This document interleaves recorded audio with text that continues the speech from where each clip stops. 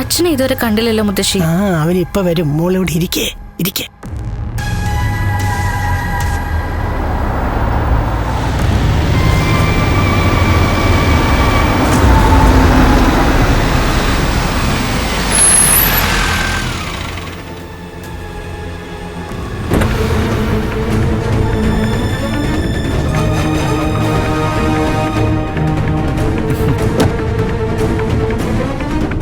എന്തായി അച്ഛാ?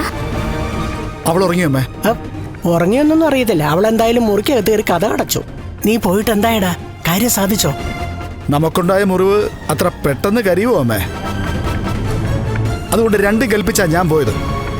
പിന്നെ കാര്യം സാധിക്കാതിരിക്കുവോ? അവിടെ CCTV ഒക്കെ ഉള്ളതാ അച്ഛാ. ഇനി എന്ത് CCTV ഉണ്ടെങ്കിലും അതൊന്നും 24 മണിക്കൂറും ആരും നോക്കാനൊന്നും പോകുന്നില്ല മോളെ. അവൻ നീറ്റായിട്ട് കാര്യങ്ങൾ സാധിക്കുകയും ചെയ്തു. ഇനി നാളെ രാവിലെ ആരൊക്കെ ആ പലഹാരം കഴിച്ചാലും അവരൊക്കെ ആശുപത്രിയിലാ. എല്ലാത്തിന്റെയും വയറ് പിന്നെ കഴുകിയെടുത്തേ പറ്റൂ. അങ്ങനെ കഴുകുന്ന കൂട്ടത്തിൽ അവളുടെ കുഞ്ഞങ്ങ് പോവും. എന്ന് വെച്ചാ ഇപ്പം നമ്മുടെ വേദന കണ്ട് സന്തോഷിച്ചവരൊക്കെ നാളെ വാ വിട്ട് നിലവിളിക്കുന്നത് നമുക്ക് കാണാം. അകത്ത് കിടന്ന് ഉറങ്ങുന്നവൾ ഉൾപ്പെടെ. രാവിലെ എഴുന്നേറ്റേ ആ അനന്തുവിന്റെ കെട്ടിയോളും ഈ പലഹാരം എങ്ങാനും എടുത്തു കഴിച്ചാലേ നമ്മൾ വിചാരിക്കുന്ന പോലെ കാര്യങ്ങളും നടക്കൂല. ഒരുത്തിക്ക് വയറ് കേടായ പിന്നെ ബാക്കിയുള്ളൊരു പലഹാരം കഴിക്കുവോ?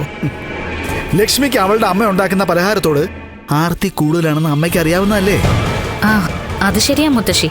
അനന്തുന്റെ വീട്ടിൽ പോയാ അമ്മ പലഹാരം ഉണ്ടാക്കി കൊടുത്തത്. അതുകൊണ്ട് ഒരു പേടിയും കൂടാതെ അവൾ രാവിലെ തന്നെ അതെടുത്ത് കഴിക്കുകയും ചെയ്യും. അവളുടെ കുഞ്ഞ് പോവുകയും ചെയ്യും. അങ്ങനെ ചിന്തിച്ചാ മതി അമ്മേ. അതിനുശേഷം ഇനി എന്ത് സംഭവിച്ചാലും അതെല്ലാം നേരിടാൻ ഞാൻ തയ്യാറാ.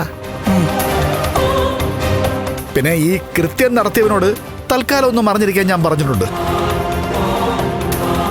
അതിനവന് ഒരു നല്ല സ്ഥലവും ഏർപ്പാടാക്കി കൊടുത്തിട്ടുണ്ട്. അതുകൊണ്ട് പെട്ടെന്നൊന്നും അവനെ പോലീസ് കണ്ടെത്താൻ പോകുന്നില്ല. അവനെ കണ്ടെത്താത്തിടത്തോളം കാലം പ്രതിയെ പിടിക്കാനും പോലീസിന് പറ്റില്ല. ഇതറിയുമ്പോ കണ്ണേട്ടന് വലിയ സന്തോഷായിരിക്കും. എന്ന് വെച്ചേ ആരോടൊന്നും പറയാനും നിൽക്കണ്ട. അതുപോലെ തന്നെ ഇവിടെ ഒരുത്തിയുടെ മുമ്പില് നമ്മൾ അധികം സന്തോഷം കാണിക്കാനൊന്നും നിൽക്കണ്ട. അവളുടെ മോളുടെ കുഞ്ഞു പോയ വിഷമത്തില് ആരൊക്കെ കരഞ്ഞിരുന്നാലും കൂടെ അങ്ങ് കരഞ്ഞു കൊടുത്തേക്കണം.